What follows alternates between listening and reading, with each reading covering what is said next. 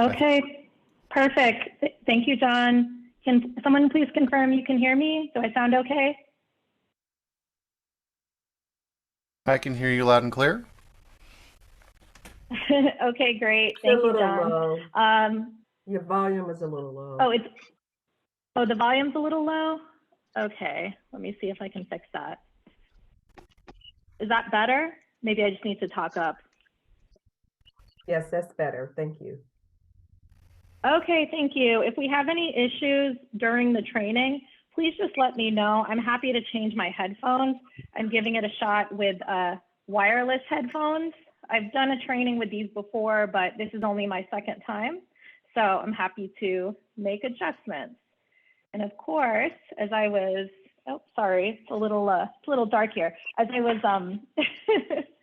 I had all my slides and everything pulled up, and then it actually, the computer is like freezing up on me, my Acrobat, but that's okay. We're just going to keep moving forward. We're going to be resilient here. It is a cloudy day. I'll actually give you a fun fact about me. I am presenting to you from Wiesbaden, Germany. I'm a remote employee. I live in Germany now. It's a very gloomy day. Normally it's not so dark here. So apologies. I'm also looking a little bit dark, but basically I've been with OPM since 2018. I work in staff acquisition. That means that we do recruitment and staffing, and we help other agencies with their recruitment and staffing needs, other federal agencies. So that's really my bread and butter. I've been working for the government for about 16 years now. Only been with OPM since 2018. As I mentioned before that, I've spent the majority of my time with DoD and some other agencies. Federal government's been very good to me. I've been able to live all around the world and do trainings and do staffing and all kinds of HR for agencies. It's been really fun. Some of the most exciting locations I've worked. I worked in Japan and I worked in Hawaii. I've also worked throughout the US. So it's been great. I have a variety of experiences. Also with me here, we have my colleagues, Dave Dryden and Jesse Reinert. They'll be participating with me in the breakout sessions with you later on as we review your resumes. And also I invite both of them to chime in. They have their own experiences and their own expertise, and I'm sure they have things to add as we go through this presentation. So you might hear from them as well as we go through the presentation.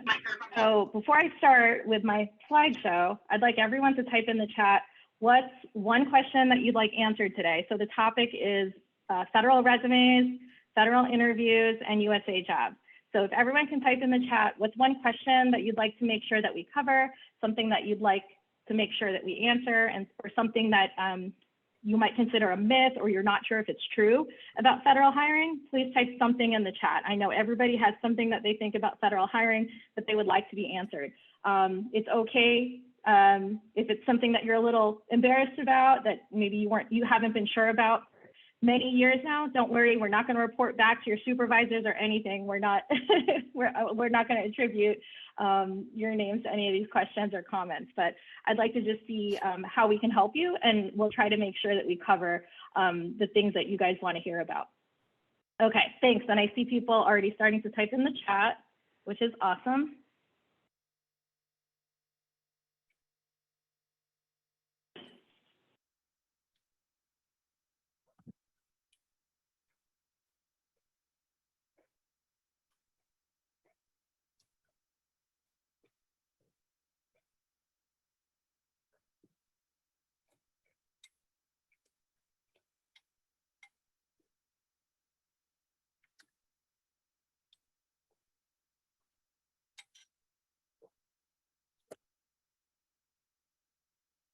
Okay, so I see here, okay, so 6 bullet, 6 word rule. That's very interesting. I've never heard it described exactly that way, but we'll talk about length of resume and what to include in your resume. Hopefully that will address that question. Length of resume will definitely, oh, does somebody have a question or comment? And yeah, by the way, if you have questions and you'd like to unmute yourself anytime, you can feel free as well. Okay, how long should the resume be? Impact statements, okay, yeah, we'll give you some tips to hopefully help you with that. Tailoring the resume, section of the announcement should we look at? Yep, we'll definitely cover that. How much detail is too much versus too little? Yeah, that's so tough. Length, a lot of people want to know about the length of the resume, which I can completely understand. I think that we will hopefully cover these things for you and more. Okay, so it looks like my slides have finally loaded. I think I'm going to go ahead and share my screen, and then we'll get started with the presentation.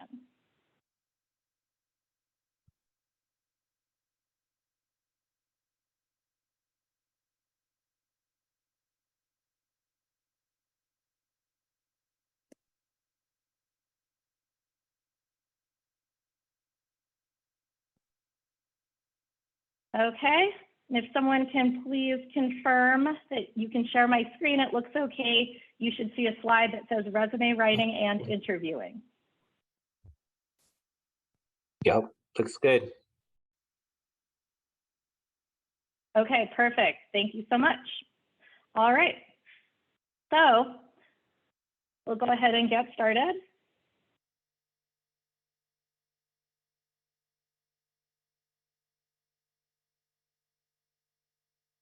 Okay, so here's what we would like to help you with today.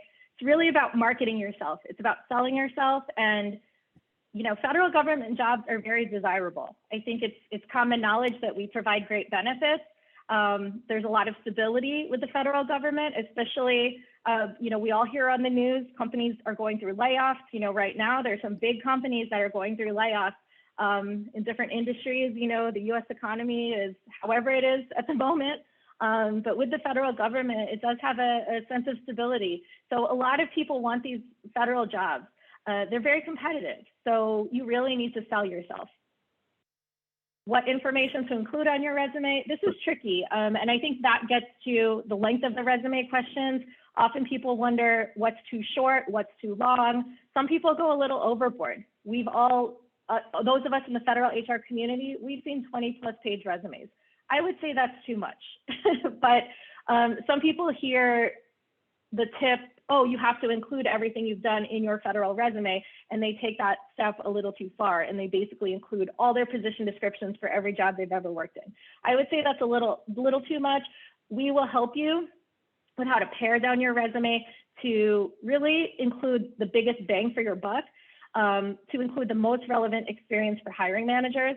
Whenever I am applying for a new job, I like to put myself in the hiring manager's shoes. Imagine if you were the hiring manager and you had a stack of 20-page resumes to read. That would be extremely tiring, right? Then in that stack of 20-page resumes, what if you came across a resume that was only 5 pages or 4 pages?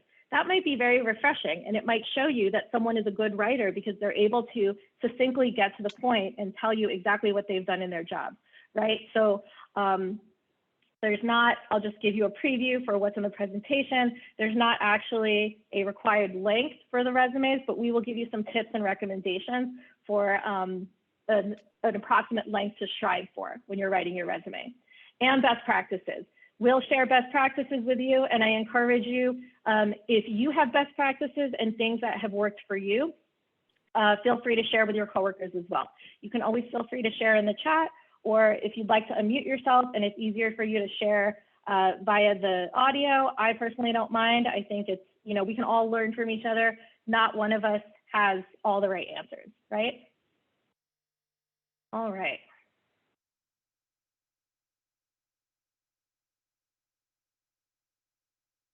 All right, so can you please type in the chat, true or false?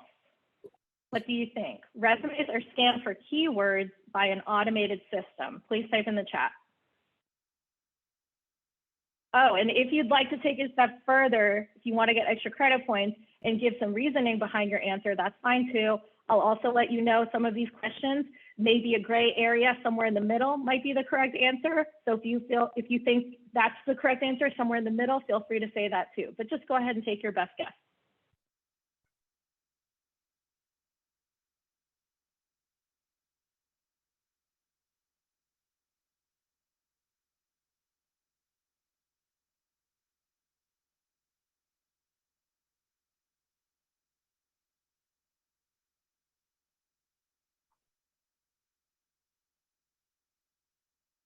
Okay, yeah, and I love to see people are using the chat. It means you're paying attention and you're engaged. Sometimes when you hear me pause, I might just be taking a moment to take it all in, digest it, and make sure make sure I'll address everything that people are saying in the chat. Okay, awesome. So here's the correct answer. So this answer is kind of, it depends. A lot of HR answers are, it depends. Some of you in your jobs, whatever your roles are, you may have worked with HR people. I'm sure you've all met HR people, at least when you came on board in your current positions. A common answer from an HR person, especially in the federal government, is it depends. That's because a lot of times it is truly a gray area and we want to give you the correct answer. So basically, this is mostly false. I think part of this stems from, I don't know if we have anyone who works for Department of Defense or who has applied for a job with Department of Defense, but basically they are the biggest hirer in the federal government. So it's very common that even if you don't work for them now, you might have applied for a DoD job at some point. They used to use a system called Resumex. I don't know if any of you have heard of Resumex. That was an automated system that in a way did somehow scan for keywords. It's not exactly like a word for word match, but when I actually started in the federal government back in 2007, I was working for the Department of Defense and we were using this Resumex system. And it was more of a keyword system. That system went away in 2010. So it actually hasn't been around for over 10 years, but you know, we are slow to modernize in the federal government and we are sometimes slow to learn the new systems or to realize things have changed. It's just, you know, natural. Sometimes, you know, a lot of what we use in the federal government doesn't change. So sometimes people just aren't aware when things do change. But anyway, Resumex hasn't been around for a long time now. USA Staffing, which is what the majority of agencies use for their resumes, USA Staffing does not use an automated system to scan for keywords. The next most used system by federal agencies for their recruitment and staffing is Monster. Like you may have heard of monster.com. You can go there to find private industry jobs, but actually the federal government also has a version of Monster that they're able to use. Monster also does not scan for keywords from the automated system. But I think maybe just the holdover from that older system, Resumex, people still think that exists. That's not really true. Basically, as you can see on the slide, the HR specialists do review the resumes. However, if you think about when you apply to jobs, you actually have to answer questions on an assessment questionnaire. So that's actually how the automated screening happens. It's your responses to that assessment questionnaire or that occupational questionnaire.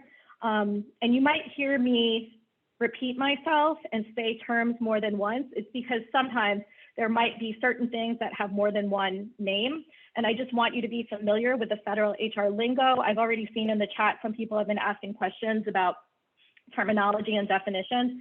So anyway, that questionnaire you complete to apply for a job, it might be called the assessment questionnaire or the occupational questionnaire. We mean the same thing. It's basically, you click apply online, you want to apply to a job, it takes you to some questions and you have to answer the question. So that's what we're talking about here. So basically, the automated system does collect and screen your responses to that questionnaire, but then an HR person does manually review a resume. So when the HR person is reviewing your resume, they would be looking for certain specialized experience that's required for the job. So they might be looking for certain terms or certain wording because they've consulted with the hiring manager and the hiring manager has told them, well, for this particular job, I'm really looking for people that mention this in their resume. So the HR person might very well be using some type of system, you know, where when they're manually reviewing, they might be looking for certain things, but it's not a computer. It's still a person reviewing the resumes. Also on the screen, so you can see that, yeah, there's the automated application, and then there's also the manual review. So it's kind of a two-part process. If you're curious what your agency uses, if it's USA Staffing, if it's Monster, if it's something else, you can always ask your HR people at your agency. Agencies aren't actually required to use USA Staffing, but if you've heard of USA Staffing, that's what most agencies use to screen resumes. It's a system that's owned by OPM, so that's the system I'm most familiar with. I use USA Staffing, and most of the agencies I work with use USA Staffing, so I can definitely tell you how that system works. But if your agency also I'm somewhat familiar with Monster because I've worked with agencies that have used Monster in the past. If your agency uses something different, I would say you would best need to talk to your own agency's HR to see exactly how your system works. Okay, hopefully that makes sense. That's why we say it's mostly false. Okay. Yeah, and I think Mark. Yeah. So like Mark, with what you said, so as far as keywords, it's not that the computer is looking for keywords, but as the HR specialist is reviewing your resume, yeah, they might be looking for certain terms, but really they should be looking for, usually the specialized experience would be a whole sentence or a whole statement or paragraph, and they should be looking for like relevant information, because if they've done it correctly, they really should have consulted with the hiring manager before they open the announcement, and they should have somewhat of an idea of what types of relevant experience they should be looking for. Okay. Okay. Oh, whoops. Kathy, Okay. this is Jessie. This is Oh, Jessie. yes. When I saw in the chat, Lorna said it's not an automated system, but humans. And I just want to point out that that is to your advantage, because sometimes the specialized experience might use a word and the human is looking for a simile to that word. So maybe the specialized experience said, for law enforcement experience, making arrests, but the applicant wrote detaining suspects. Well, it can be synonymous. And so there's a little bit more leeway when we're using humans to evaluate your resumes than an automated system. And the HR specialists are trained to scan them with that in mind. Yeah, perfect, Jessie. Thank you. That's so true. And as you can think about, like, that was a great example she gave.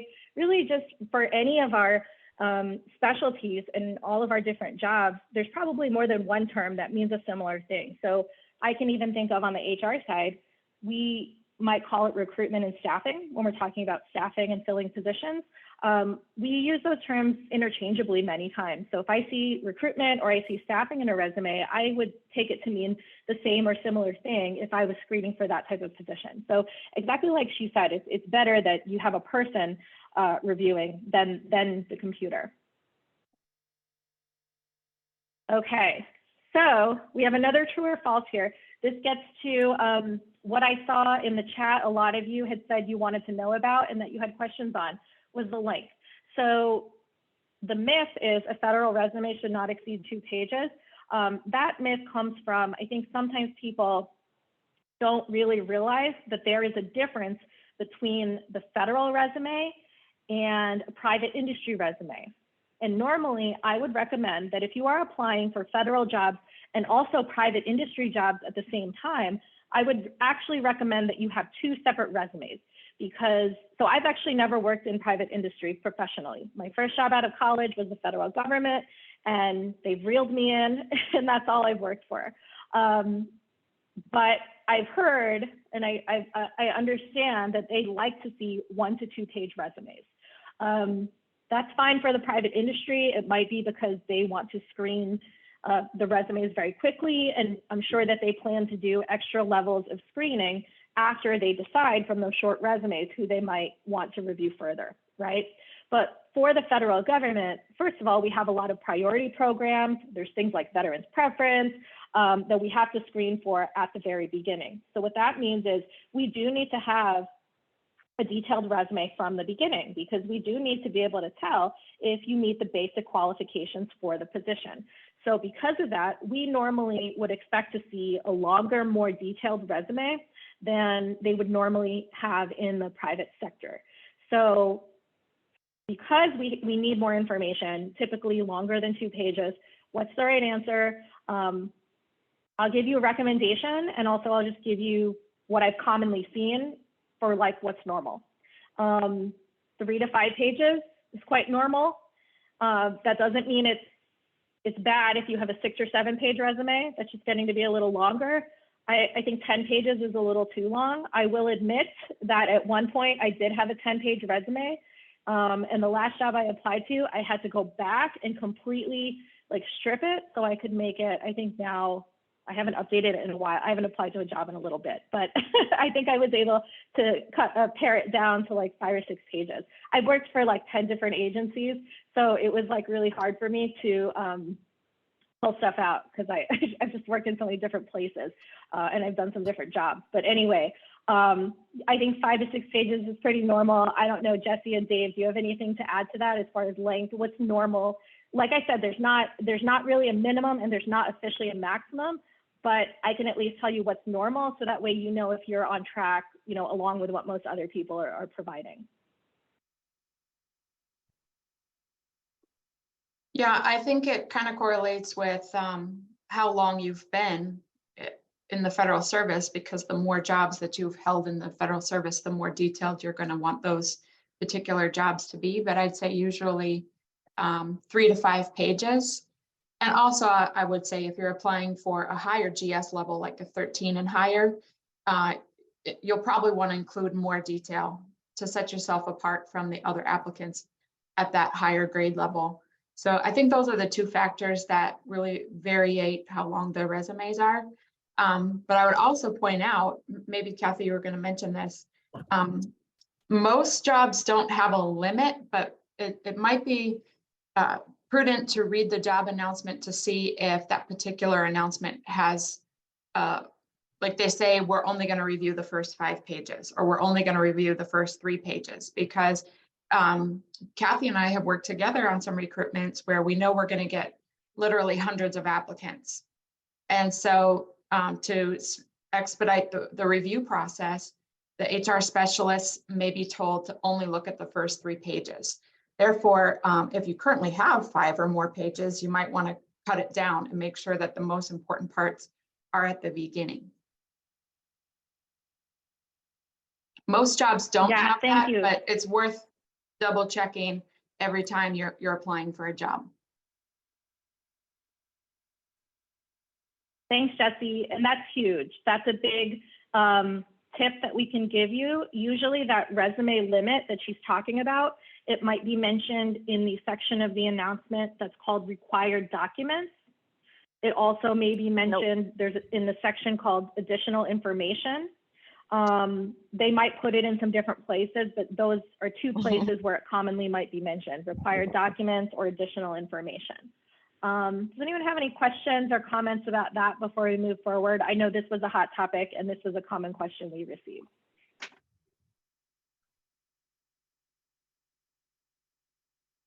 Hi, I just put something in the chat.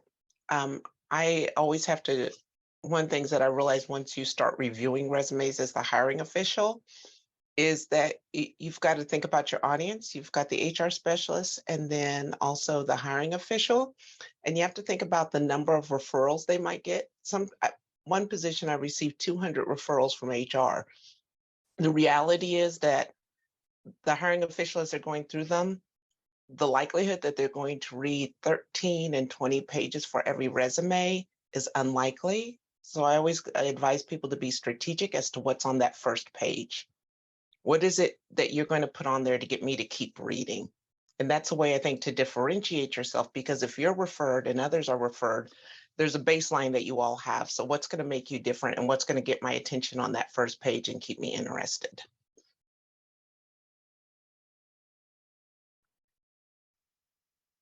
So true. Thank you, Catherine. Yeah, as we mentioned, these federal jobs can be very competitive. They can be very popular. Sometimes your hiring manager might receive a stack of 50 resumes, 100 resumes.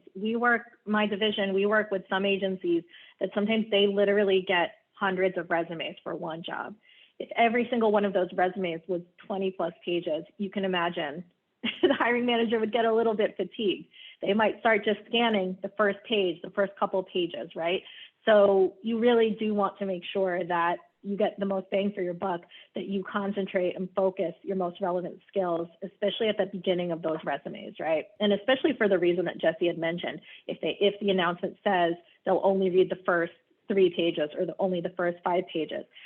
Agencies actually are not allowed to restrict the number of pages in applicants' resumes. Like they cannot say, we will only accept resumes 5 pages or less, but they can say, we will only read the first blank number of pages. They can say, we will only read the first 5 pages. So that means if someone uploads a 20-page resume, they would only read the first, 5 or whatever number they choose. They can actually choose the number of pages.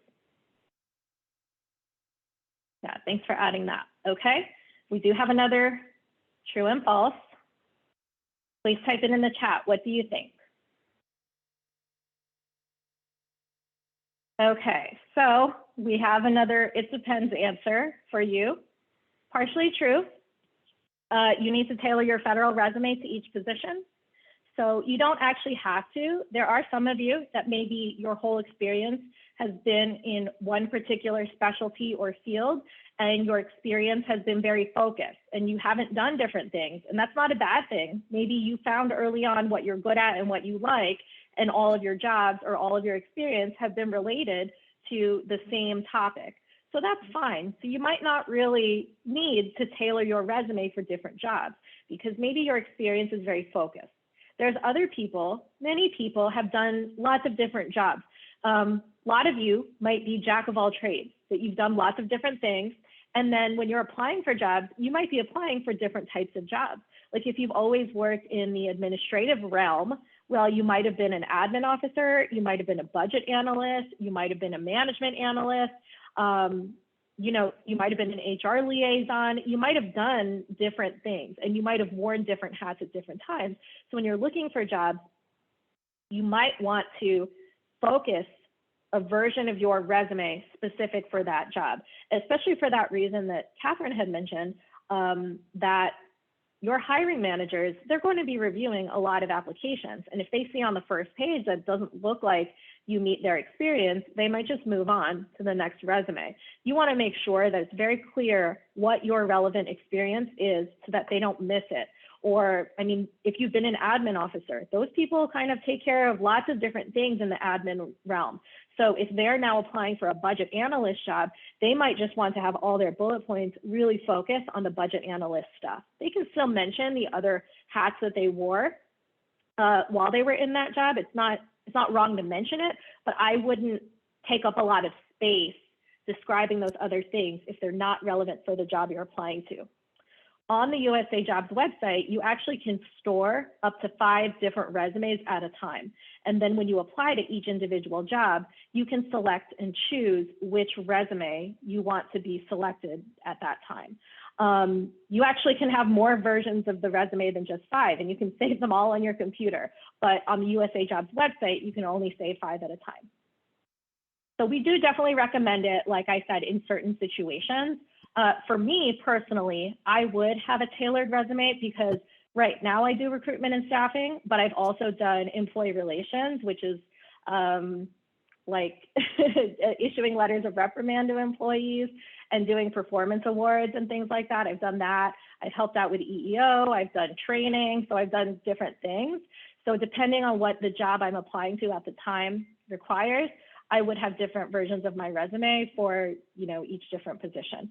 So something to keep in mind. Another reason that it might be good to tailor the resume is that you might see an announcement that opens up on USA Jobs, and they might use certain verbiage, and they might say they're looking for certain things.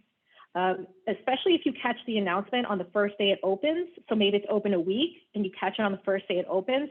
That's a good thing because you might be able to go back and tailor your resume so that way it's focused on what they say they're looking for. There's nothing wrong with that, and we actually encourage it because sometimes they'll word things in a certain way, or they'll say they're looking for certain aspects or certain duties that maybe you've done those things, but you didn't really spell them out or you didn't really describe them in full detail in your original resume.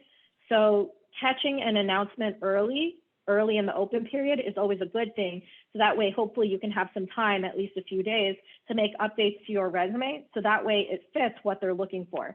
I know that's a lot of work, especially if you are actively looking for a job. You might be looking for jobs every day, and maybe every day you're applying to a handful of jobs. And I know that sounds like a lot of work to be tailoring your resume for each job. But I would say, especially if it's a job that you are very serious about and a job that you really, really want, then it's worth it to put in the time. and I'll just like quickly share with you guys. So as I mentioned to you, I've had a lot of different jobs. I've worked for different agencies. Part of the reason is because I am a military spouse. That's why I live in Germany now. My husband is stationed here, so we live here now. I have never used military spouse preference ever. So every single job I've gotten, I've applied on USA Jobs, I've had to interview, and someone has selected me over other people, not because they had to, because they wanted to pick me. It's very stressful. Every time we find out we're moving because of my husband's job, I have to leave a job that I potentially love, and I have to go somewhere and find a new job. It's extremely stressful, but I've gone through this many, many times. I might apply for a lot of jobs, like everything I see on USA Jobs in that local area. But the jobs I'm really, really serious about, like the agencies I really want to work for and the roles that I really want, for those jobs in particular, I'll spend a little bit more time. So maybe I'll do the tailored resume for those jobs in particular, and I'll just cast a wide net and you know, use my standard resume for those other jobs. So it just really depends. But I mean, I think it's really worth it. And the hiring managers can tell. They can tell which resumes have been tailored for them. It's really obvious. Sometimes I'll see resumes for, I don't know, let me think of a good example. Like, let's say I'll see a resume for an engineer, right?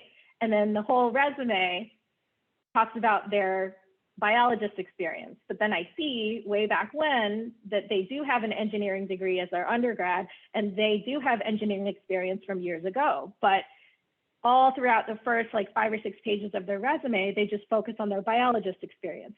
So it's pretty clear to me that that person didn't tailor their resume for this engineer job. Okay, that's kind of a far-fetched example, but I think hopefully you get the idea that really you want to make sure your hiring manager feels like you are qualified, you are interested in the particular job.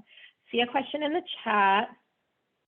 Okay, so see here, there's a comment, the federal resume should have 10 years of work experience plus education. Therefore, it is easily a 5 to 6 page resume. But if HR is only reading the first few pages, a person needs to condense by importance based upon job applying for. Sound in the ballpark. So couple of things. So we've been giving the example that some announcements may state that HR will only read the first 5 or 6 pages. I will say most announcements don't state that, okay? So what that means is that HR should read your whole entire resume. If it doesn't state that they'll only read the first X number of pages, then technically they really should read the whole entire thing.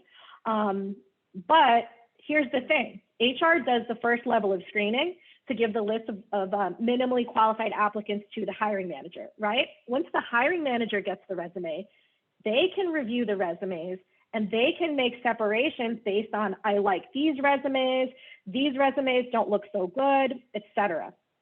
So HR might be required to read your whole entire resume, but your hiring manager, they can choose that, okay, I like these resumes that have the experience highlighted, that it's very obvious.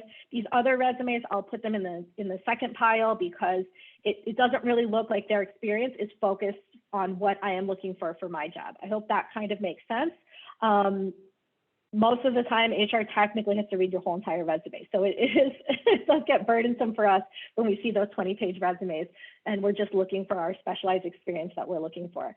So, I mean, I think condensing is really the best benefit to anybody. 20 pages for any job, I think is excessive. I haven't found a job in the government that I felt like a 20-page resume was necessary. I think that's really, it's really not. I mean, so if you're just thinking of like the burden on both HR and the hiring manager, 5 to 6 pages is normally, that's in the normal range, I would say. So Mark, I don't know if that directly answered your question. If you have a follow-up, please let me know. Okay, any other questions or does anyone have anything to add before we move forward?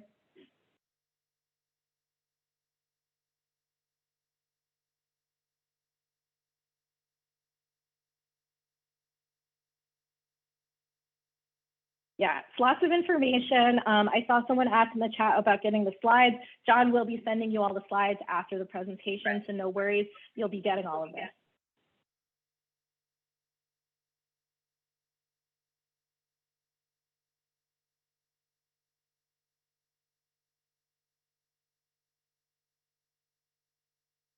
Okay, so why the resume?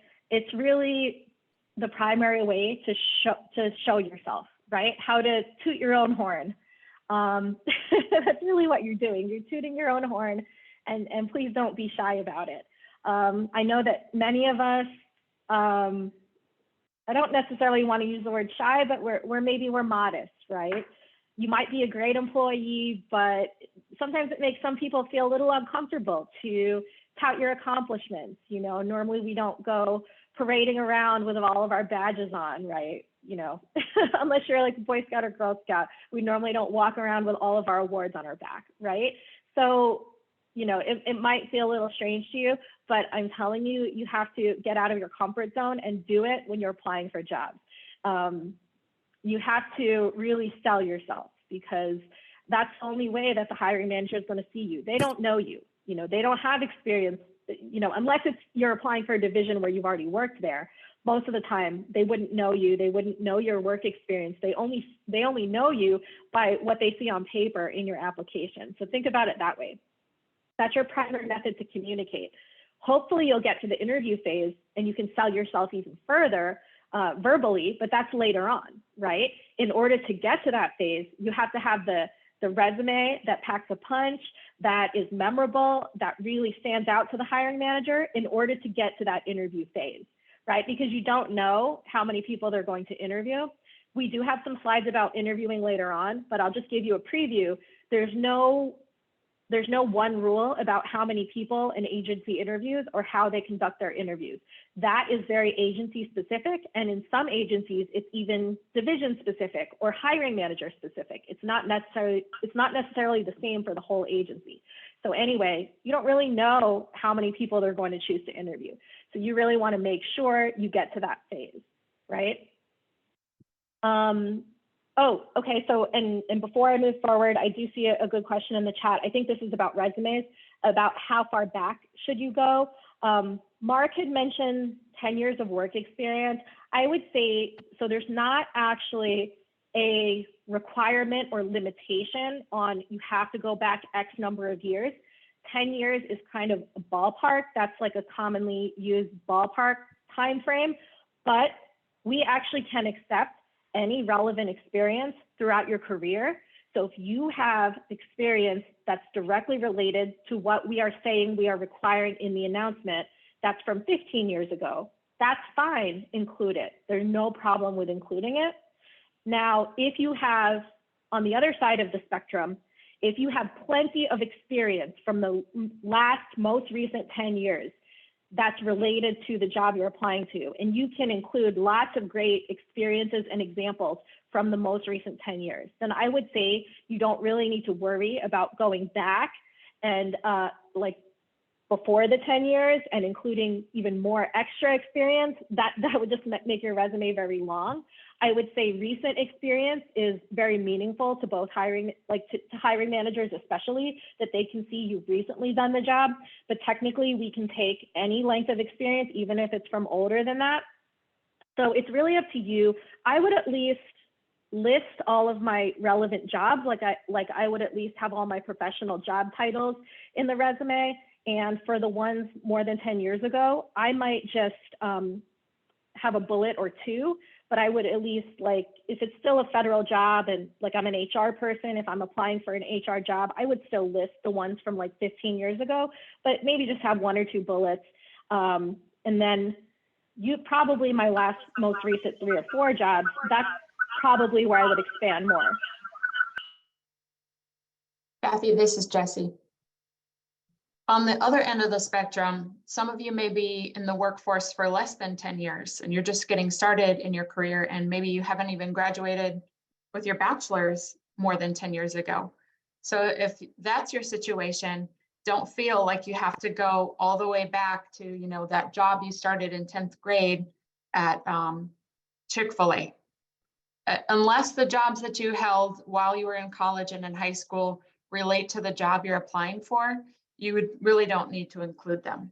But if there is a connection, especially because you have limited work history, if you want to include those and you can make a delineation of how that job, particularly like customer service, connects to the job you're applying for, then it is okay to include it. So hopefully that helps somebody out there. Yeah, perfect. Thanks, Jesse. And I mean, we see that a lot. Like when people, we'll see, like I'll notice a lot that people might include jobs they held in high school or jobs they held in college. Like, you know, I've worked in retail. I've worked, you know, at all different stores in the mall. But these days, now I have tons of federal experience to pull from. I've taken those jobs from high school and college off of my resume. They're not on there anymore. Unless there's something very relevant that you want to make sure that you highlight to the hiring managers, I would not really take up space on your resume listing those types of things. I'll also say that, you know, sometimes we have people that they want to, you know, highlight their accomplishments and go above and beyond and state all kinds of things. Sometimes people put personal hobbies or whatever. I guess that's more of a personal choice. But when we're talking about length of resume and when we're talking about trying to focus your experience on what we're looking for, especially for federal resumes, I wouldn't really spend time or space focusing on things that are not relevant. I'll just say that, because once you start adding all those things, you're going to find that your resume is just going to get longer and longer, and then you might run into, you know, having a resume that has too much extra wording. So the people who are reviewing your resume, they don't really see the things that you hope they see in your relevant experience. So I hope that makes sense. You really want to be more direct, succinct, short and sweet as much as you can. Okay. So the job announcement. We had a question about what should you look for in the job announcement. So the job announcement, just so you guys know, on the HR side, we actually have requirements that we are supposed to be short and sweet and succinct with the job announcement as well. So some job announcements are longer than others, but actually I can speak for the USA staffing system. They do put limits on the different sections of the announcement. So they actually force us to be succinct to a certain point. Like we can't just write forever. It actually limits us to how long the announcement can be. However, if you are an applicant and you're reviewing these announcements and you're looking at a lot of announcements, it can feel like they are really long. I completely understand that. And especially if you have not been trained on the different sections of the announcement, it can really seem like a lot. So we will, the next couple of slides, we'll go into what areas you should focus on. So of course, you do have to read the entire job announcement. One of the reasons is that there are specific sections of the announcement that are on every announcement. So for example, every announcement has a section called qualifications. Every announcement has a section called duties, requirements, additional information, next steps. These are the same section headings for each announcement. However, depending on the agency and even depending on the HR specialist, there might be certain things that they put in one section, and then another HR specialist might put this piece of information in a different section, okay? So for example, when I was talking about the length of the number of pages that HR would read, I would think most HR specialists would put that information in the section that's called required documents, because they would say a resume is required. However, we will only read the first 3 pages. Like they would say that in the required documents section. However, there is another section called additional information. They might also put that information in the additional information section. They're not really required to choose one section or the other. So normally they should choose the section that makes the most sense. But you know, what makes the most sense to people could change from person to person. So I would just recommend read the whole entire announcement. And especially like if it can seem a little overwhelming to read each announcement, you know, in detail, when you have these deadlines of the announcements closing, you know, it can be a lot of work. I would say especially focus on those jobs that you are really, really serious in, that you're really, really serious about, that you really especially want. Like, I mean, I can just speak for myself. When I'm applying for jobs, I might apply to lots of different HR jobs, but then certain agencies or, you know, certain job duties will really pique my interest, and I'll be like, oh, I really want that one. So when I find those jobs, oh, I really want that one. That's the one that I'll tailor my resume. I'm going to really take the time and read every section of the announcement and make sure I really understand. And I'd recommend that you do the same. You know, it would be great if you really had all the time in the world to tailor your resume for each announcement, but let's be realistic. You know, sometimes it can be a lot of work. Okay, see other in the chat. Okay, so good question. Should you go that far back? So when we're talking about how far back in the resume should you go that far back if it was at a lower grade? For example, applying to a GS-13 position, is it relevant to include GS-7 work for the same series? So great question. So Catherine, I would say I would not really focus too much on that lower level of work. Normally for a GS-13 position, we're looking for 1 year of specialized experience at the GS-12 grade level, right? So I would really focus on making sure that my resume includes that at least that 1 year of specialized experience at the GS-12 grade level, right? But if the GS-7 job was in the same series and was for like the same specialty, like it was still relevant, just a lower level, I would still probably include some bullet points or some paragraphs in that GS-7 experience just to show like my work history, to show the progression. Now, if the GS-7 job was something completely unrelated, nothing to do with the job I'm applying for, well, you can make a decision. You can either remove it from your resume completely, or I will probably still at least include the job title, and you can just include something very short if it's really, truly not relevant for the job. So yeah, I wouldn't focus on it too much, but I would probably still at least include the job title so they can see that you held that job. Okay, in the chat. Can you, oh, I'm sorry. The reason I brought that up is that when I'm looking at resumes and I see all of that, I guess I brought it up for if you're trying to figure out how best to use your real estate, because I think for me, if I'm looking at hiring somebody at a 13 or 14, they're moving more towards a senior position. So I wanted to find the balance of how HR would use it. And each hiring official is different, but I also look at the amount of independence at that GS-7 to decide whether or not I think it really supports hiring somebody at that 13.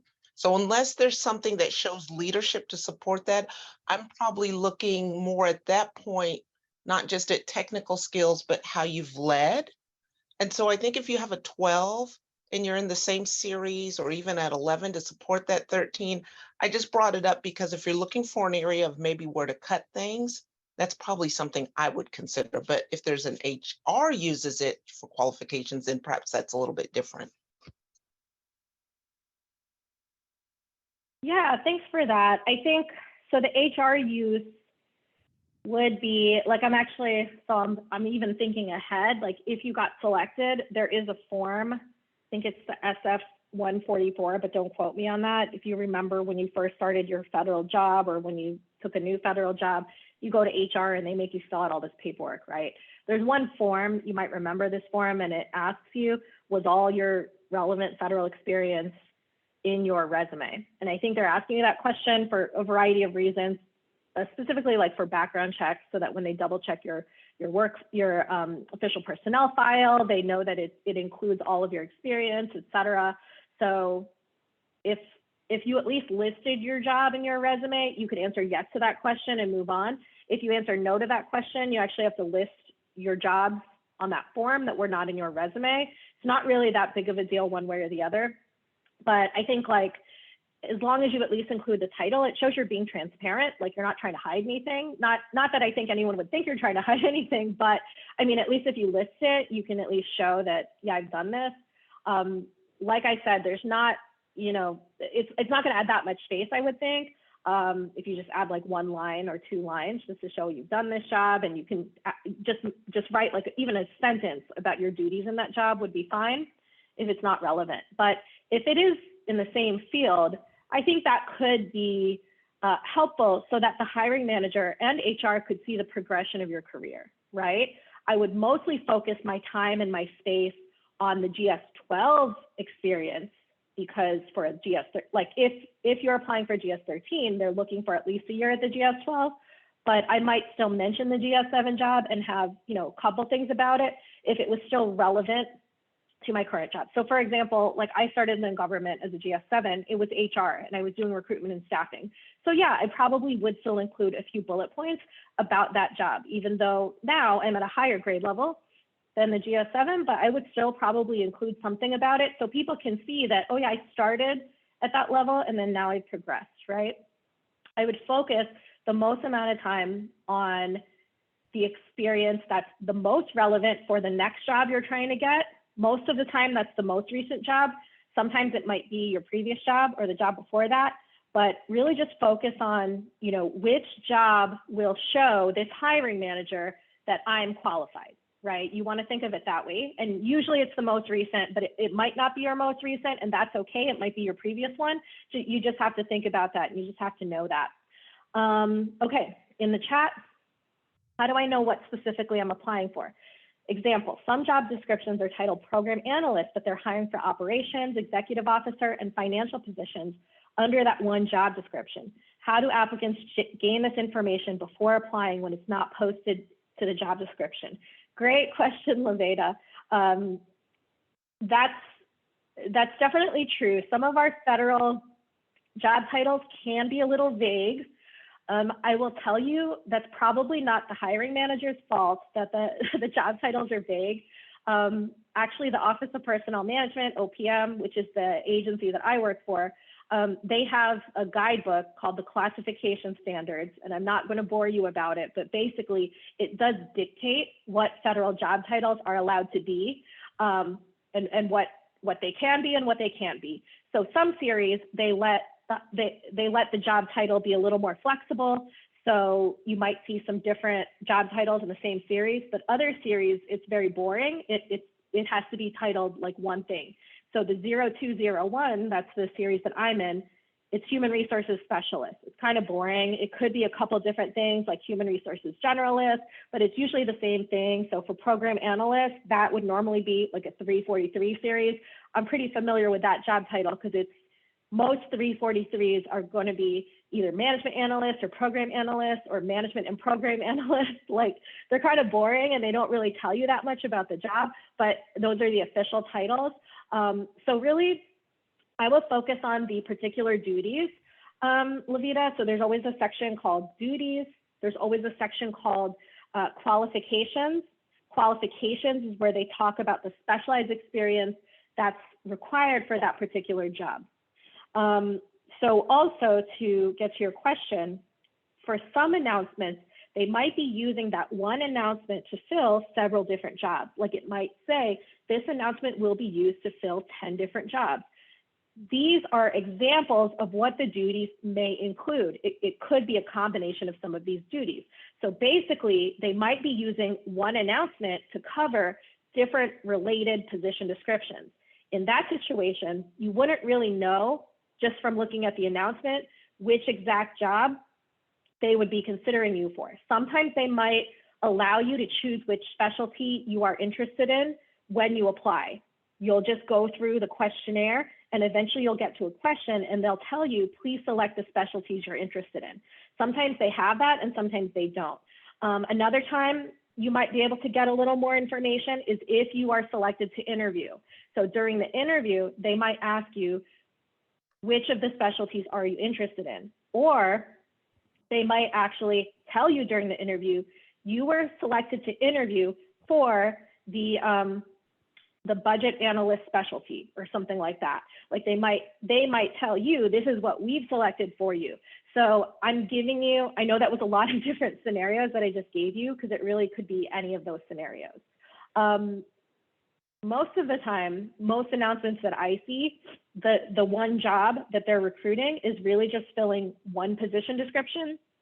In that situation, they would simply just list the duties for the job.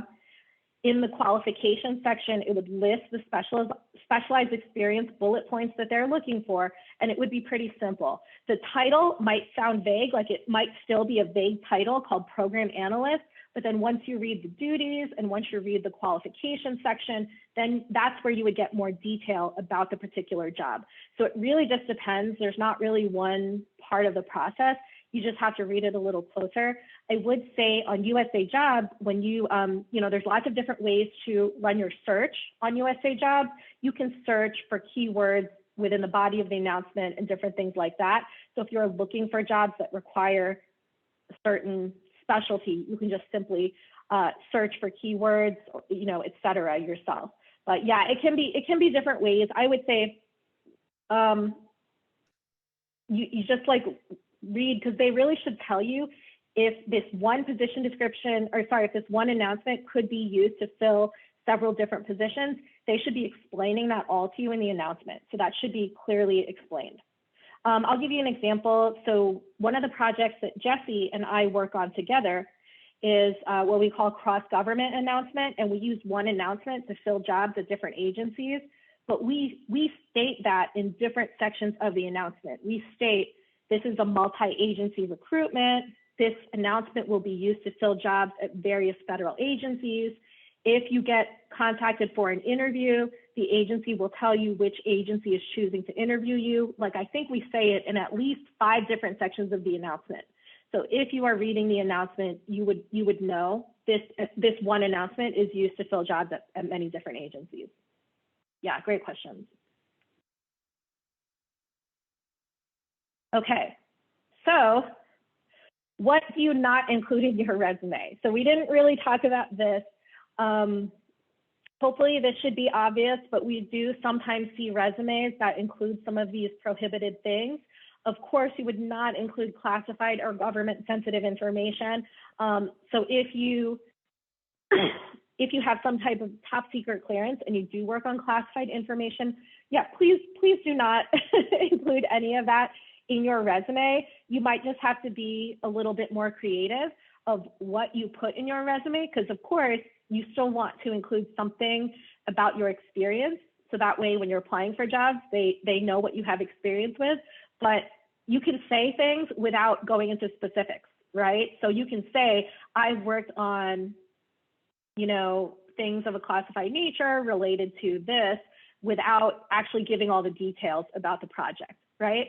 Don't include your social security number. There are other sections of the website where they ask you to input like your social security number, your date of birth, and things like that. So please do not put it on your actual resume, because that resume is going to be shared with, you know, the HR people are going to read it. Your hiring manager might read it. You might have a panel of interviewers that gets copies of the resumes. So you don't want your social going around to all those people. That's not necessary. Please don't include photos of yourself. We do get that occasionally. I think it more so happens when people are using the same resume for private industry and federal. And I don't know, maybe on private industry resumes, they want to stand out and they have their picture right there. In that situation, like the way that my division would handle it, we actually have to like save a copy of the resume, redact the photo out, and then we can re-upload a clean copy of the resume back into the person's record. But now it's like, it doesn't look good because now there's a big blank spot on the resume. And I'm sure the person would not have wanted it to look that way, but that's what we have to do because we are not allowed to send pictures to the hiring manager. So you don't want like a funny looking resume with big blank spot. So please don't include photos. Yeah, your personal information, your age, gender, your religion, those are not relevant.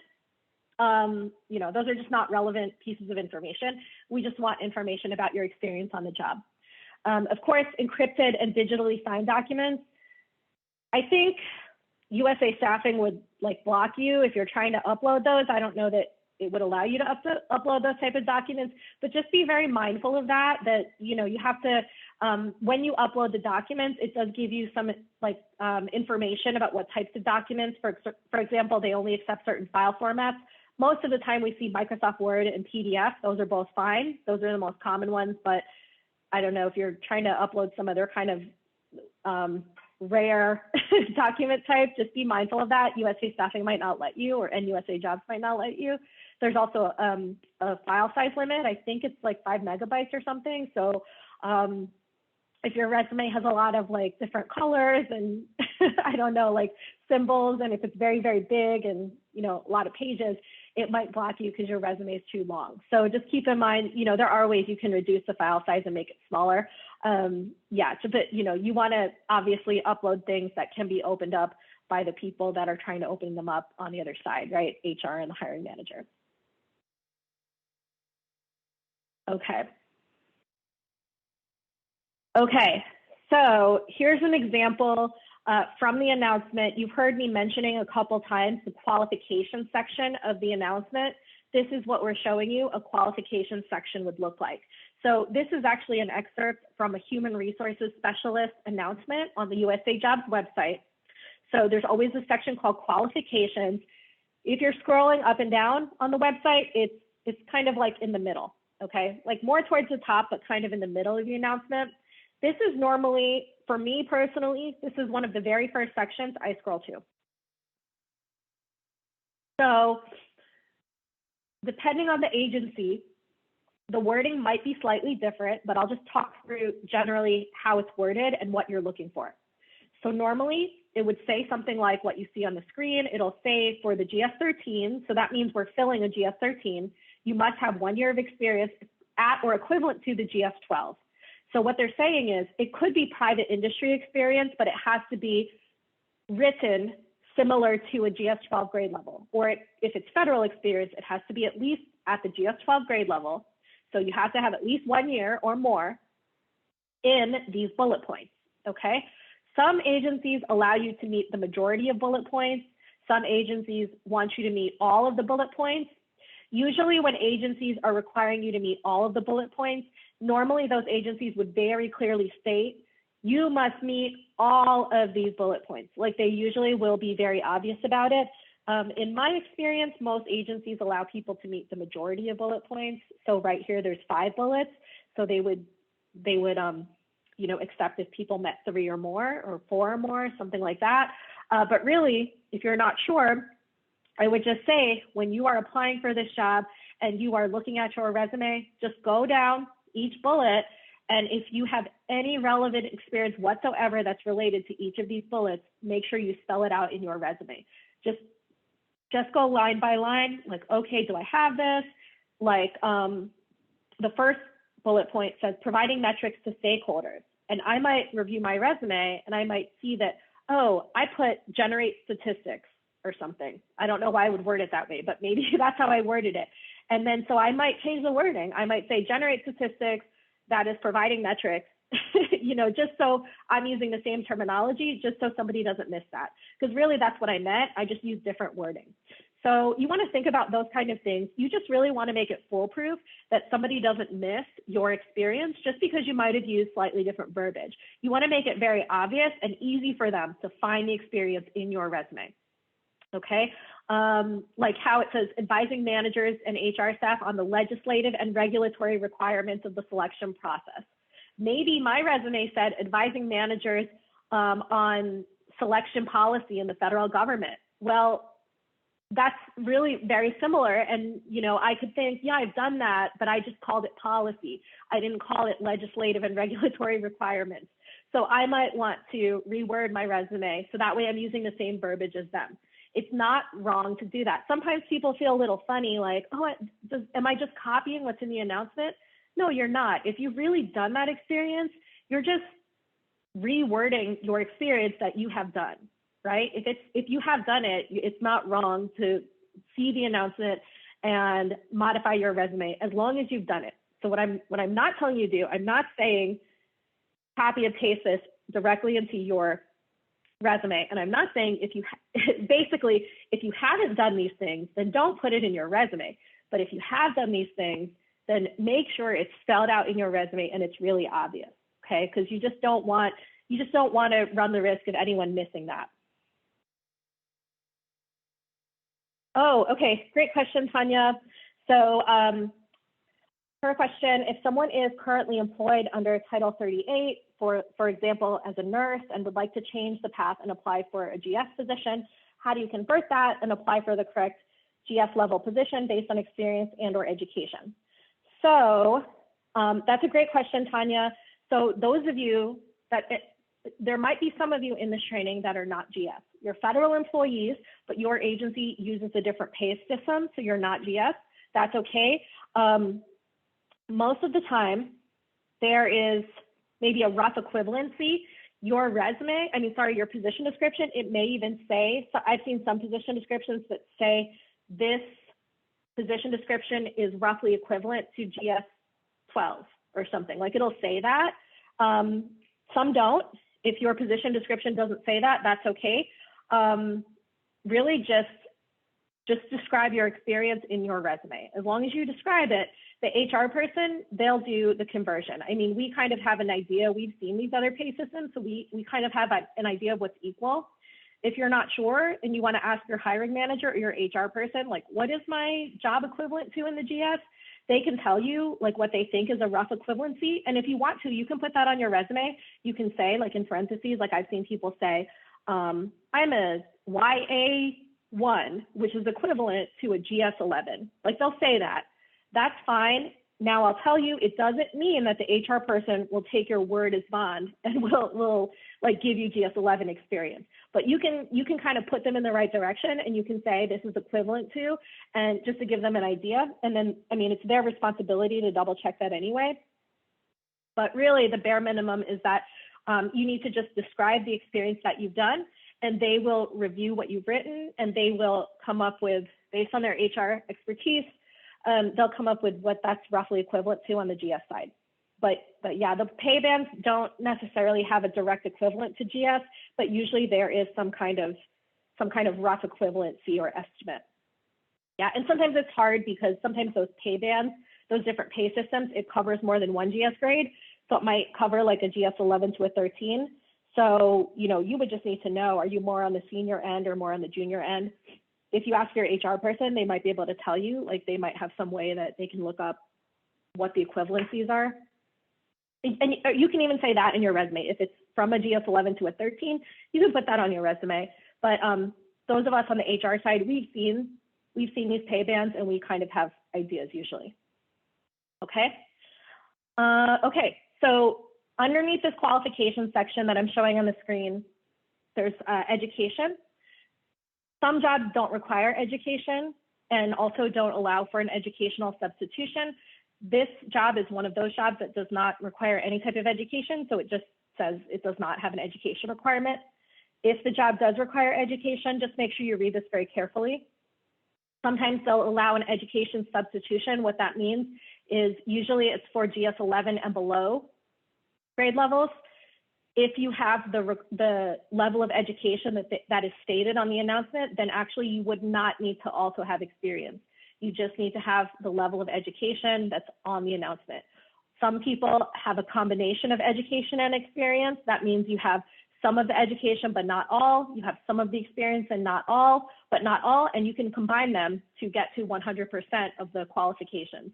So this should all be described on each announcement. It's different depending on the grade level, and what they're looking for is different depending on the job series and the announcement. But just read the announcement. But that's what it means if they usually say education substitution, and then they'll say combination of education and experience. That's what they're talking about. And that's going to apply usually for GS 11 and below jobs. Okay, usually does not apply for GS 12 and above. Okay. So more about what to include in your resume. Yeah, there's a section, like I said, of the announcement called documents. Usually they list all of these things that we're showing you on the slide. This is pretty obvious. If you are using the USA Jobs Resume Builder, which actually helps you build a resume, we'll talk more about that in a bit, it will require you to enter all of this information. Your experience needs to address every required qualification. That's from the qualifications section, that specialized experience where I showed you those 5 bullet points on the example. You need to make sure, go down the bullet points and just make sure you say something about all of those things, right? So that's why it's really best if you can catch the announcement on the first day it opens. That way you can go back and you can make edits and modify your resume. Okay, we got questions about, should I include unpaid work? Of course. We are actually not looking for how much money you made or whether or not it was paid or unpaid. We're actually just looking for what you have written that's relevant for the experience. So yeah, include anything and everything. A common example is I see people with Peace Corps or AmeriCorps service that oftentimes is very relevant for our federal government jobs or really any kind of volunteer work. Sometimes people like, I've seen someone, she was applying for a budget analyst job and she was her treasurer at her church. That was a volunteer role at her church, but it was handling a lot of money, and she fully described her treasurer duties, and it was very similar to what a budget analyst in the federal government would do because it was a big organization. So yeah, it could very well be relevant.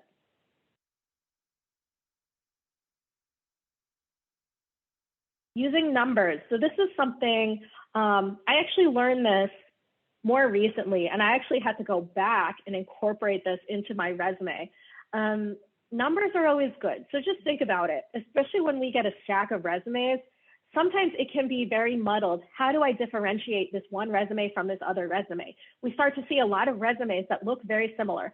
So it might be hard to, you know, how to make differentiations, which resume is better than another resume. Once you start adding numbers and percentages and dollars to highlight your accomplishments, then you can really show that you stand out. It's easier to quantify your resume. And actually, it's better for the hiring manager because they can really see the results of your work, right? Like if you say, I saved my agency $10,000, like there's agencies have awards for that, like for efficiency and whatnot, that you saved your agency this amount of money. Like if you actually have that kind of data, include that. If you helped reduce the time to hire cycle by 50%, you know, I don't know, say that. If you, you know, completed all of your goals, you know, every fiscal year, I don't know, you can say that.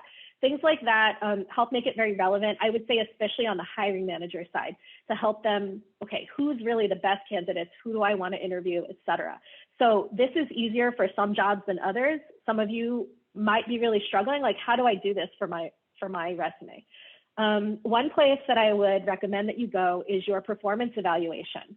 So go to your performance evaluation. Probably for your hiring manager, you're including, you know, some types of quantifiable information. So go there, and that might help you with what to include in your actual resume.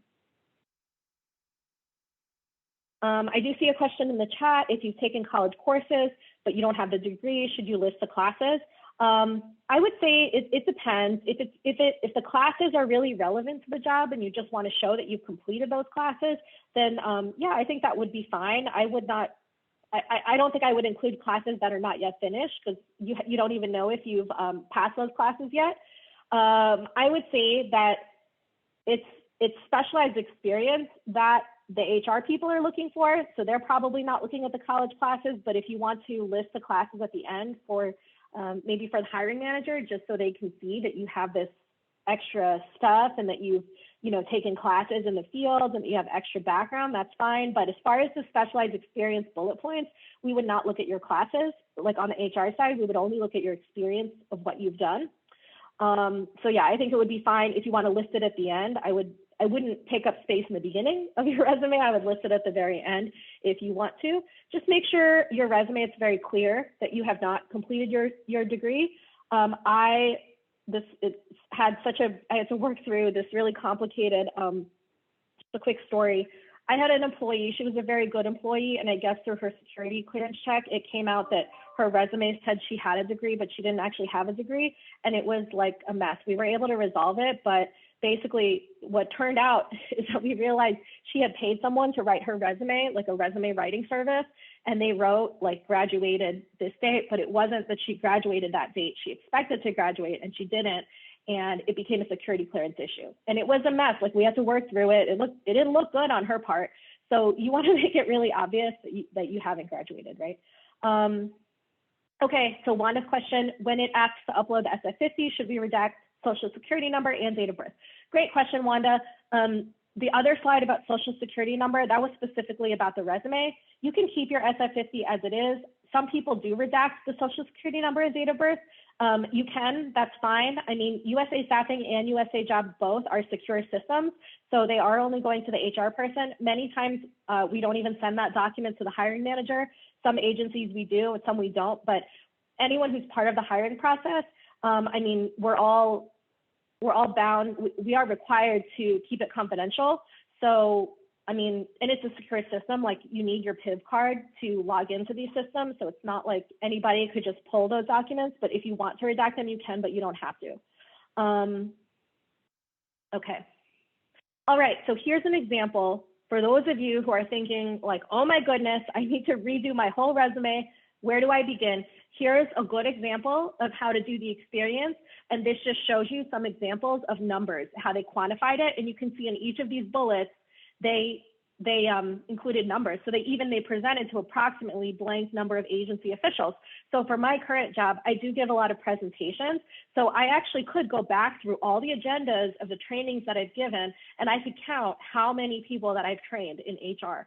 And I could actually put that in my resume. I think now it's like hundreds at least, or maybe even 1,000.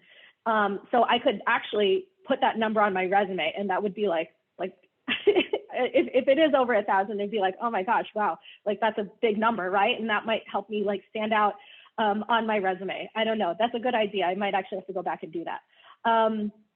Okay, so I see another question in the chat. Are we required to use USA Staffing Resume Builder? You're not required to. It's an option. Okay, but I think I have some slides about it. I would recommend that you try it, but you don't have to. Okay. All right.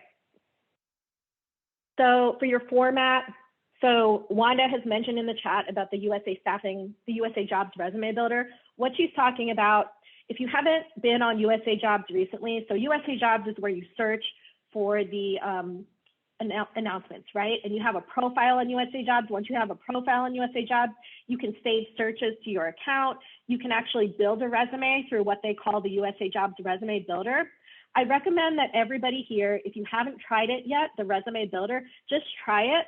It actually will ask you like questions, like it'll just have blanks and it'll ask you questions like list your most recent job, list the dates, list the experience, and it just has like different boxes. And then at the end, once you have filled out all of that information, then it spits out a resume. It gives you a resume that looks like a resume, right?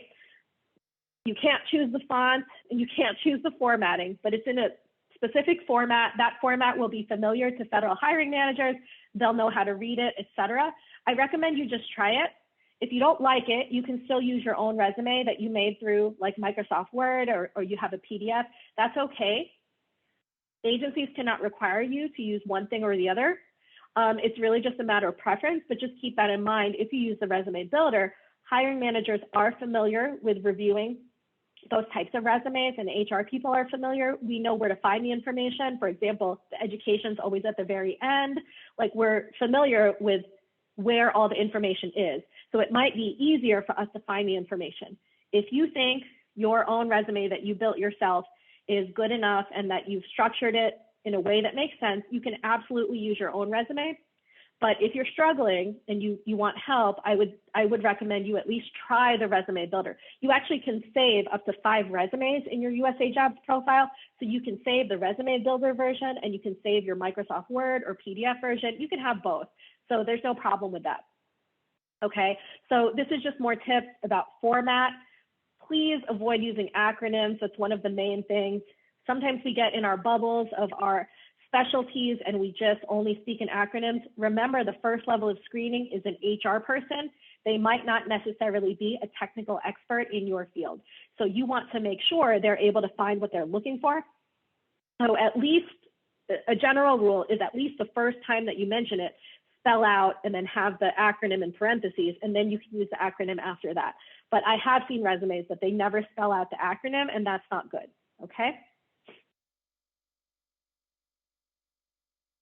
All right, so be concise. We talked about there's not really a requirement for a number of pages, but of course, think about your hiring manager. And I think people have mentioned in the chat, we have some people who are hiring managers in this training. And I think all of them have, mentioned about please be short and sweet and concise. It can be very taxing to review extremely long resumes. I've been a hiring manager and yeah, I mean, who wants to read a stack of 20-page resumes? I don't know that anybody wants to, okay?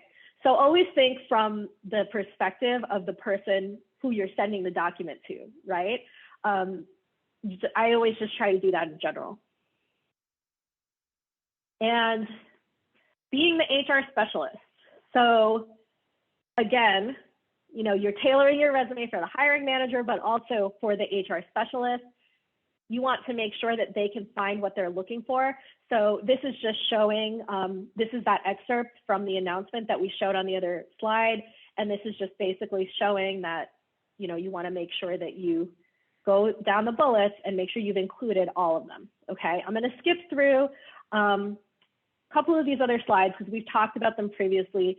Of course, education, if that's required, make sure you include that. The resume builder, this is just an excerpt with how it looks like on the USA Jobs website. You do have to title each resume, so you can just title it resume or whatever. And this is what the resume builder would look like. So this is what I was talking about with all of the different blanks of the information. Eventually, once you fill all this out, it will spit out a resume. If you leave any of this blank, that's okay. You might see there's no asterisks that say required next to any of these. Basically, you know, well, actually, I guess like this one says optional for employer address too. So anyway, I believe you can leave some of this blank and then it'll just leave that blank on the resume builder. But I would say as a general rule, fill out as much as possible. So that way your resume looks complete. Okay, required documents. I've mentioned this section several times. This is a very key section. Please make sure you read this. Let me give you one example. One agency that my division works with is USDA. So we might have some of you here that work for USDA. So basically, I know that USDA, when they are opening an announcement to federal employees, or sometimes they open announcements to USDA employees. When they open announcements to federal employees, they do say in the required documents section, if you're a federal employee, you must include your performance appraisal from the last 18 months. That's a USDA specific requirement, but you might not know that unless you read the required documents section, because if you never applied to USDA, you might not have ever had to submit your performance appraisal. But that is a requirement that they have, and they've stated it on their announcement, so they're allowed to require that thing. So you want to make sure you read, especially the section like this. Okay, here's some commonly required documents that agencies usually require, but I would say read the particular required document section of each announcement, because within each announcement, they are required to spell out what that announcement requires. You can save documents in your USA Jobs profile. So as I mentioned, you can save up to 5 resumes. See here, it says resumes 0 out of 5. You can also save other documents. Other documents would be things like your SF-50. It could be a cover letter. It could be a DD-214. It could be your transcript. You can save up to 10 other documents. Sometimes people will upload like a copy of an award or something like that, their performance appraisal. Those are examples of other documents that you can save. Usually, even though it says like up to 10, that's just saved to your profile. Once you continue with the application process, you can actually upload even more, but you have to upload them from your computer. It just wouldn't be pulled from your profile, but you usually can upload even more later once you get more into the application process. Let's talk about the searching for positions. I know this is lots of info, but remember, you're getting these slides afterwards, okay? You can save searches to your USA Jobs profile. I recommend that you do this, but first you have to create a profile in USA Jobs. So that's why you can search USA Jobs without a profile, kind of like searching Google. Like anyone can just go on Google and do a search, right? But if you want to save the search to and if you want the search to email you every time a new job opens up, you do have to have a profile on the USA Jobs website. So I would recommend make a profile and then you can save a search. This slide shows you exactly how to do that. Basically, like if I am looking for 201 positions, which are HR positions in Germany, I actually can make a search for that. I'm not, but if I were, I could set up all the filters so that I'm looking for 201 jobs that are physically in Germany, and then I could have my saved search send me an email daily when a new job opens up. So that way I don't have to actively check on USA Jobs. I will tell you realistically, when I am in the process of looking for jobs, like when I've had to look for jobs in the past, I have saved searches. So you can save multiple searches. I think it's maybe like 5 searches. Oh, it says 10, sorry, right on the slide. You can save up to 10 searches. So normally I do save some searches and then I also actively look just because I'm paranoid and I want to make sure the save search doesn't miss anything. But I'm like spending a lot of time usually when I am looking for new jobs. But this is a way that can help you, especially like some days you might not have time to actively look on USA Jobs. At least the save search would send you an email. So this is very helpful. Okay. Yeah, and I would say daily is a good notification frequency. Some jobs actually close within less than a week. The job could be open for like 3 days. So you definitely want to make sure you catch jobs on the first day it opens. The worst thing is that you catch the job on the last day it opens and then you're scrambling to apply at like 11:50 p.m. Before it closes. I mean, that's a lot of stress and you probably won't submit your best product. Okay, so this also just goes into that process, eligibilities. So this is a tip. Read this slide a little more carefully later, but basically, normally when you apply for jobs, it asks you what you are eligible for. It asks you what eligibilities you have.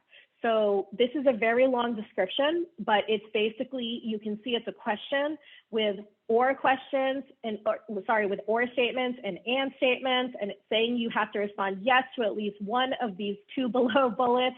It's a lot, but I would recommend read this very carefully. Sometimes we get people that answer these questions wrong and they screen themselves out, okay? If you're not sure, I'll just say you can put yes, and if the HR person determines it's wrong, they'll change it. But if you say no to all of these eligibilities, you might not get referred to the hiring manager. So just be very careful that you are reviewing this and taking it seriously.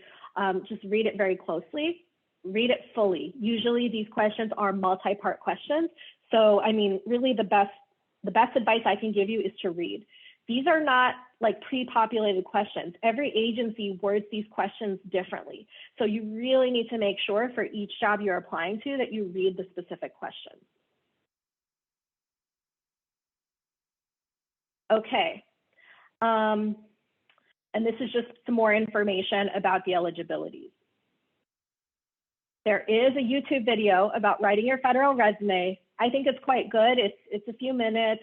OPM made it, I think, years ago, but it's still pretty relevant. I would recommend go to this link and you can watch the video. You'll get a copy of these slides, so you'll be able to just copy and paste this link.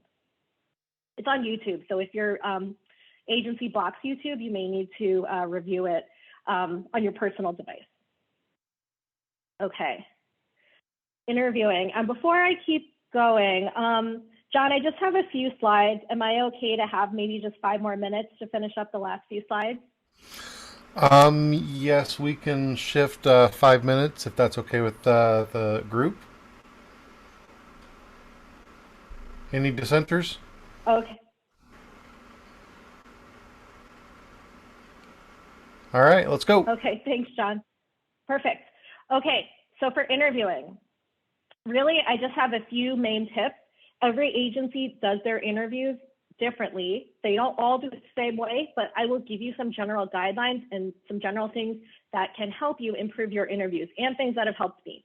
So for interviewing, let's change gears a little bit. When we talk about resumes, we have a lot of federal government specific tips for resumes.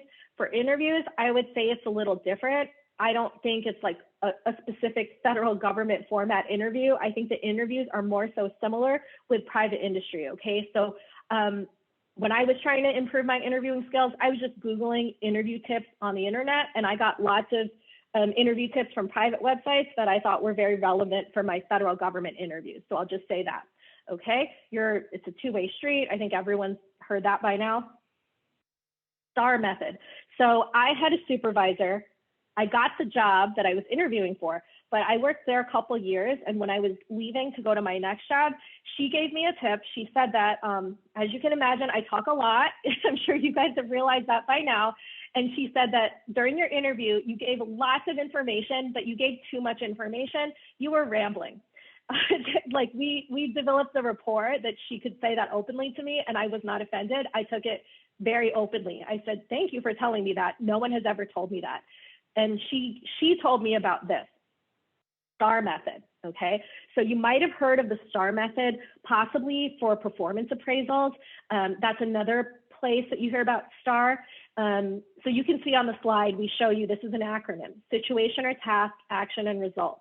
So what you're basically doing is you think about the interview question and you think about this acronym, STAR, and you make sure you cover all of these points, right? You describe the situation or the task that needed to be done, the action, a tip for the action.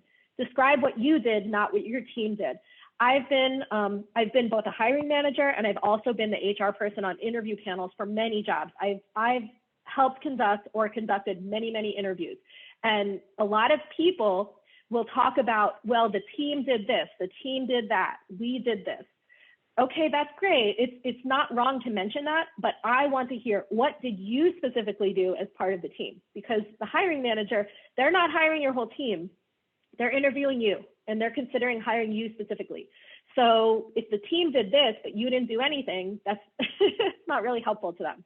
So the action, you can say what the team did, but specifically focus on what was your role and the result. That's another common thing that people spend a lot of time, describing the situation, what needed to be done, and then they don't get into the result or the outcome. It's okay if it was a negative result or outcome, then describe what lessons you learned, okay?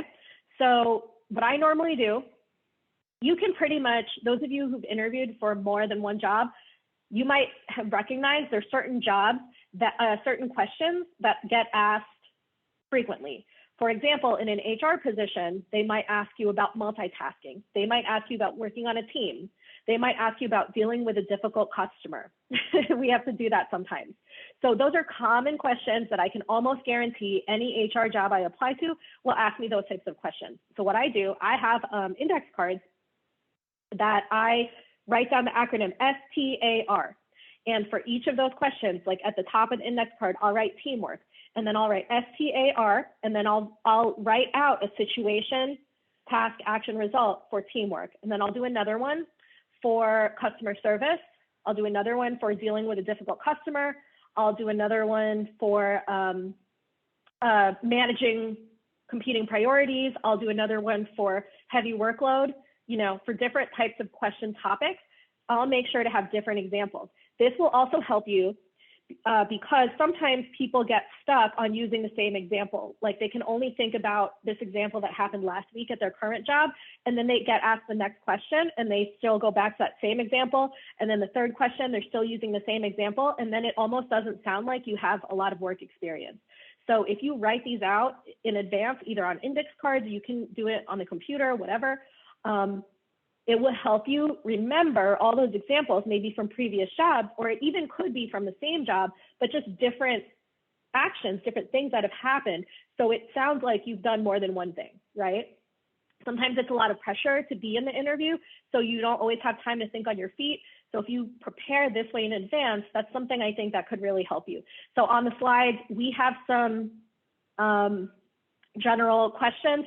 I would encourage you, after this training, read through these questions, put these on index cards or whatever, and see how you would answer, okay? That's something that can help you with your interview. And that's all I have, okay? John, I think we're good. Everyone's gonna get the slides. In addition to the slides, you'll also get 2 handouts. One handout is specifically for veterans. So I'm sure there's some of you in this training that are veterans. I would say hopefully that handout could give you a little bit more information. And then there's another handout about a general resume writing tips. It's like a resume writing workshop, I think it's called. So you can go ahead and look through that handout. It gives you exercises on how to improve how you write your experience. So if you need help with that, just go back to that handout, go back to the slides. Thanks, everyone. I know that was lots of information, but we have some good stuff coming up in the one-on-ones. Okay, turn it back to you, John. Thank you so very much, Catherine. Thank you, thank you, thank you. I'm going to go ahead and start opening the rooms, and I will post a new schedule here. It's going to be great, and thank you all so much.